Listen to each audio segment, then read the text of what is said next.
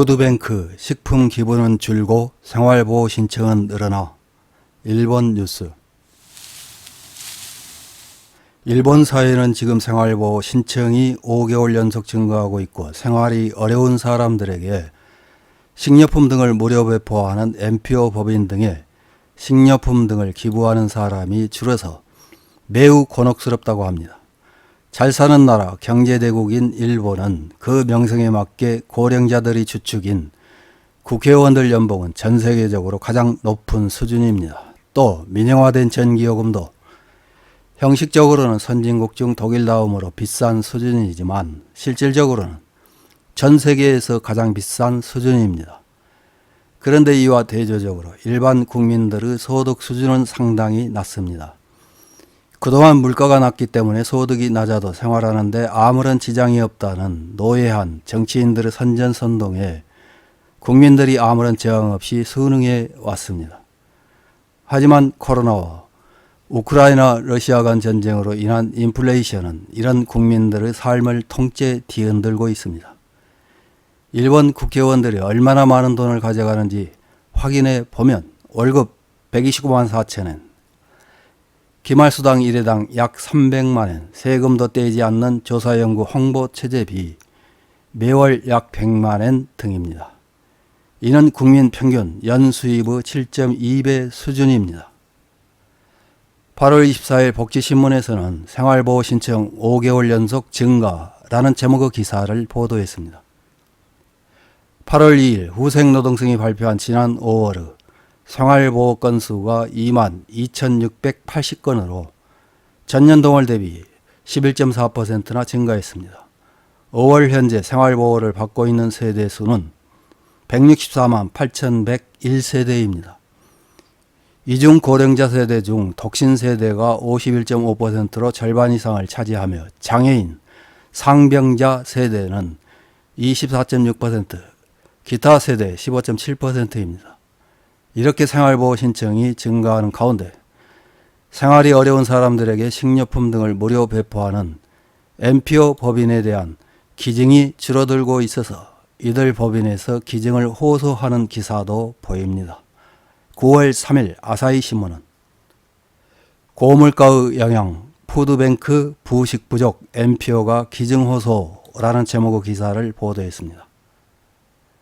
어떤 내용인지 요약해서 확인해 보겠습니다. 시즈오카시 NPO 법인 푸드뱅크 후지노 쿠니는 8월 중 가정에서 남아도는 식품 등을 기증받는 푸드 드라이브를 개최했다. 현내 약 300곳에 식품 수거 박스를 두고 푸드뱅크가 배고프다라며 기증을 호소했다. 후지노 쿠니는 2014년도에 활동을 시작했다. 기업, 단체와 일반 가정에서 기증된 식료품을 현내 지자체, 지원단체, 사회복지협의회 등을 통해 생활이 힘든 사람들에게 제공하고 있다. 사무국에 의하면 제공한 식료품의 출고 중량은 2014년도 약 14톤에서 2020년도에는 약 90톤으로 늘었고 2022년도에도 약 80톤이었다. 기증된 중량도 늘어 2020년도 약 107톤, 2022년도 약 90톤이었다. 그러나 올해는 기증 움직임이 더디다고 한다. 푸드 드라이브는 매년 여름과 겨울에 열었는데 생협 점포에 둔 수거 박스 상황을 중간에 확인했더니 예년에는 40-50상자의 기증이 있었는데 올해는 20상자 정도밖에 모이지 않았다고 한다. 기증하는 사람도 고물가의 영향을 받고 있는 것 아닐까라고 이 법인의 사무국장은 말한다. 특히 심각한 것이 레토르트 식품과 같은 반찬이 되는 부식이다. 1세대당 2주일분 식료품으로 10에서 20kg 정도를 제공하는데 쌀이나 빵 등 주식이 절반, 레토르트 식품이나 통조림 등 부식이 30%, 과자나 조미료 등 기호품이 20% 정도다. 그런데 기증되는 식료품은 주식과 기호품이 각각 40-50%를 차지하고 부식은 1에서 20% 정도밖에 되지 않는다고 한다.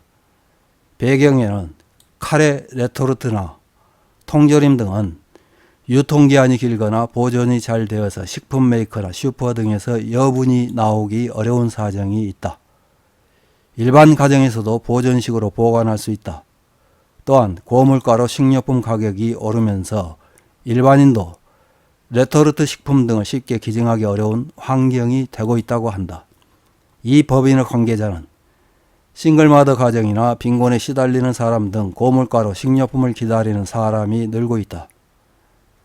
기증하는 사람도 여유가 없어지고 있는 가운데 부식의 확보가 과제가 되고 있다고 말한다. 부식 부족에 직면한 푸드뱅크는 시지오가에 국한되지 않는다. 교토 시내 등에서 식료품을 제공하고 있는 세컨드 하베스트 교토에서는 7월 여름방학이라 급식이 없는 육아가정 약 900세대에 15kg의 식료품을 보냈다.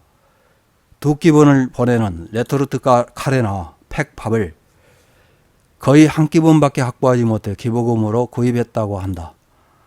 파스타 소스도 두 끼분까지 확보하지 못해 구입해 충당했다. 전국 푸드뱅크 추진 협의회 대표이사는 식료품 부족으로 고민하는 푸드뱅크도 있어 식료품을 어떻게 확보할지가 문제다. 공적 자금을 투입하는 등 지원을 하지 않으면 근본적인 해결이 되지 않을 것이라고 말하고 있다.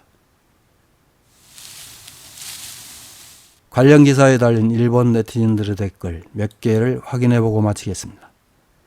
첫 번째 댓글입니다.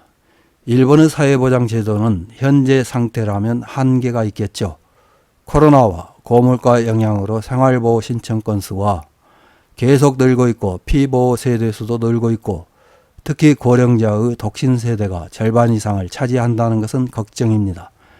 젊은 세대도 부담이 늘어나고 있고 뭔가 새로운 대책을 생각해 가지 않으면 안 됩니다. 다음 댓글입니다.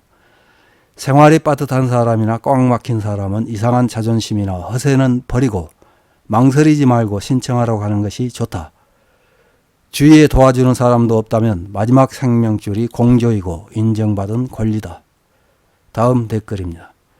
식료품을 전혀 취급하지 않는 우리 회사도 사원 개인으로부터 모아 기부하고 있는데 결국 기부하기 위해 일부러 구입해오는 사람이 대부분입니다. 그것을 각 지점이 포장해 본사로 발송하면 본사가 모아서 기부하고 감사하다는 사진을 찍는 등의 다과회를 하고 있습니다. 차라리 계좌에 돈을 기부하는 편이 빠르다고 합니다. 다음 댓글입니다. 먹거리를 기부해 주세요 라고 국민에게 호소하기보다 의원이나 지사에게 이만큼 필요한 사람이 있습니다. 예산을 지원해 주세요 하는 것이 정답이라고 생각해요. 솔직히 밑 빠진 독에 물이라는 느낌이 강하게 듭니다. 다음 댓글입니다.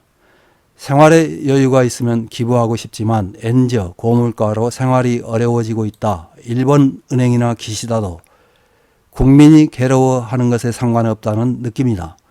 이래서는 굶어 죽는 사람이 늘어날 것이다. 다음 댓글입니다. 행정이나 기업에 의존하지 않으면 운영할 수 없습니다. 만족스럽게 운영할 수 없다면 위선이므로 해산하는 편이 좋다고 생각합니다. 이상입니다.